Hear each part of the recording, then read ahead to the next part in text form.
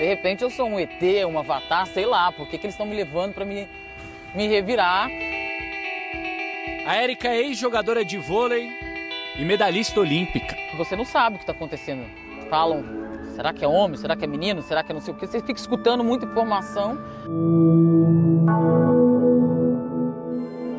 Anete Negueza é de Uganda, na África. Atleta dos 800 metros rasos. Me atiraram na cova e eu não podia mais voltar para o esporte. I no longer come back to the sport. Duas atletas mulheres, de modalidades, idades e lugares diferentes, conectadas pelo mesmo trauma. As duas foram reprovadas no teste de gênero a que foram submetidas no esporte.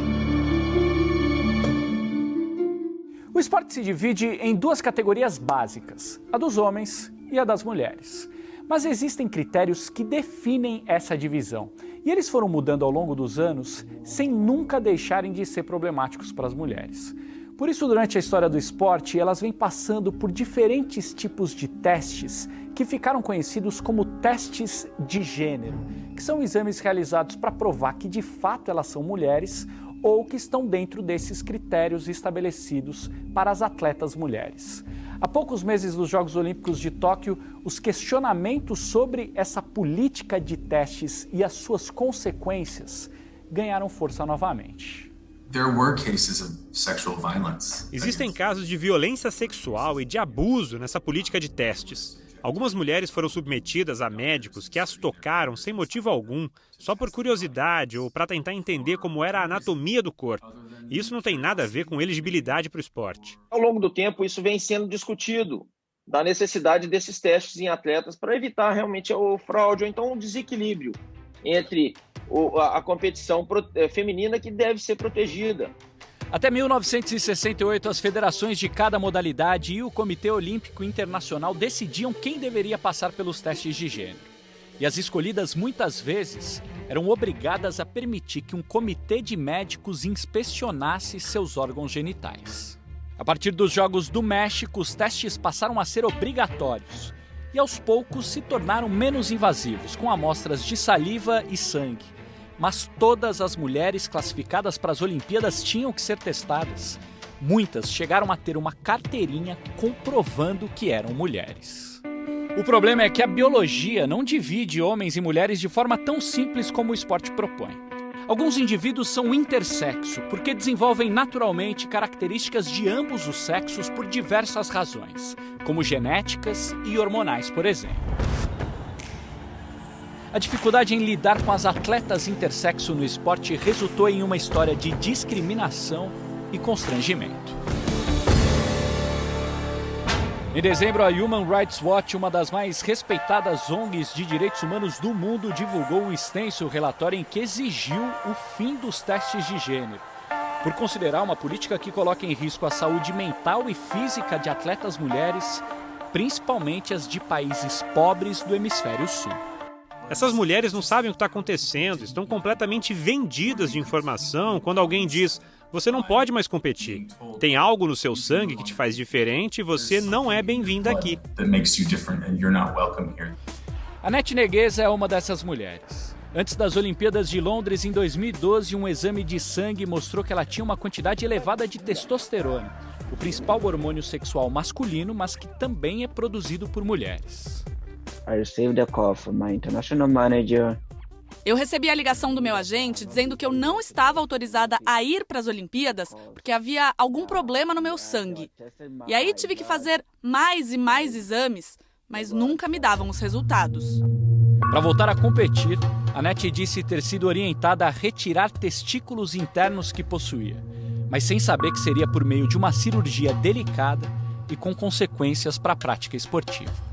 Quando acordei, vi os cortes no meu corpo. Eu realmente não sabia o que estava acontecendo. Me disseram que foi uma cirurgia simples e que eu voltaria a competir em algumas semanas, mas demorei quase 8 anos para voltar.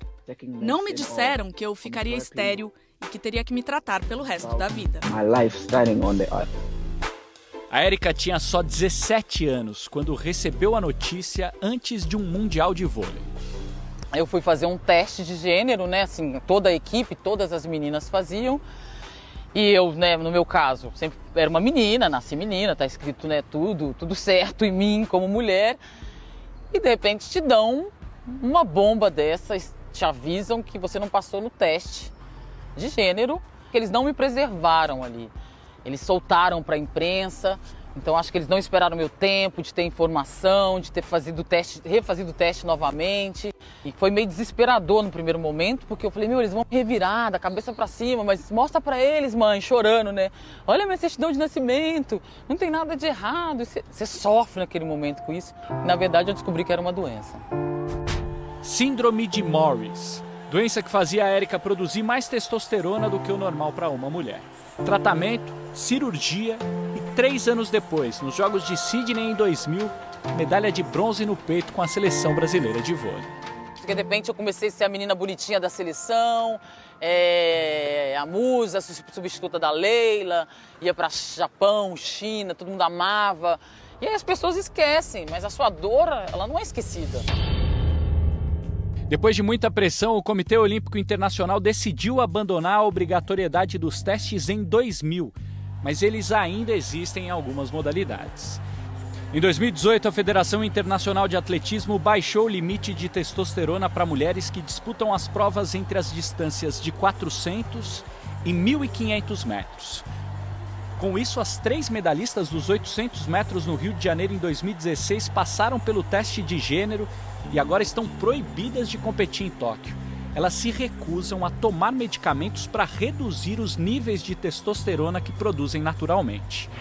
A Federação Internacional de Atletismo afirma que a regra não foi baseada em estereótipos de raça e gênero, mas que é um meio necessário para preservar a justiça em competições femininas. Eles verificaram dentro dos estudos que entre 400 a 1 milha existe uma necessidade de uma regulação dessa questão face ao aumento significativo de performance que pode existir. A sul-africana Caster Semenya, bicampeã olímpica e tricampeã mundial, tentou anular a regra no maior tribunal da justiça esportiva, mas o pedido foi negado. Agora ela tenta se classificar para as Olimpíadas nos 200 metros, prova que nunca havia disputado antes. É justo que essas mulheres tenham que passar por cirurgias irreversíveis só para que elas possam competir? Nos últimos 10 anos, fala-se mais sobre o corpo da Semenya do que sobre o quanto ela é uma atleta fabulosa.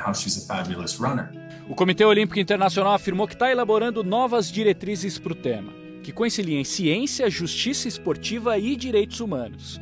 Mas elas só devem entrar em vigor depois dos Jogos Olímpicos de Tóquio.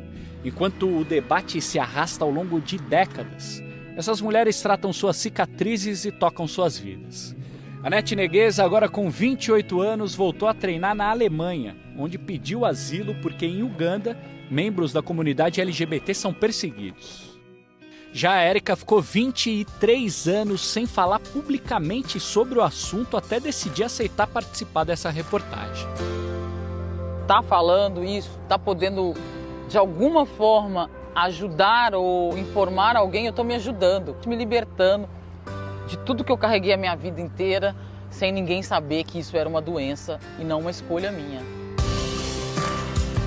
Agora, aos 40 anos e aposentada do esporte, ela quer ser mãe. Eu vim com uma formação, né, do útero. Então, a gente pensa muito em adotar uma criança. Em vez de eu ter essa tristeza daquela menina que perdeu esse tipo de sonho, talvez, de poder ser mãe, né, naturalmente, eu ganhei uma outra esperança. Eu sei que uma vida precisa de mim.